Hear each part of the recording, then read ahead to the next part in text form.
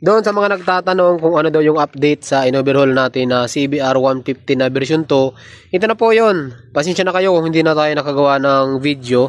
Kasi gabi na nun mga bro, ano? So napakahirap na gumawa na or mag-shoot ng video kapag kagabi na. So kung makita nyo, nabuo na po natin yan. So medyo sumablay lang yung gasket. Yung gasket, hindi sa atin yan. So dala na yan ng may-ari. Yun po yung, hindi ko na lang sasabihin yung brand niya, ano?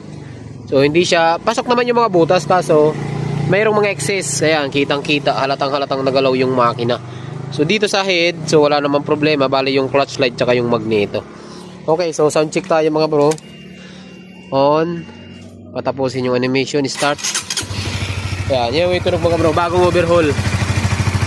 Ayan yung bagong overhaul na makina mga bro, ayan. So problema, nalapnos yung ano, kasi tinaob natin, meron pa palang gasolina, nalapnos. So magre-repaint muna tayo or papapinturahan natin to. Tama-tama, mayroong UP dito, papamasilya natin para matanggal yung UP dito.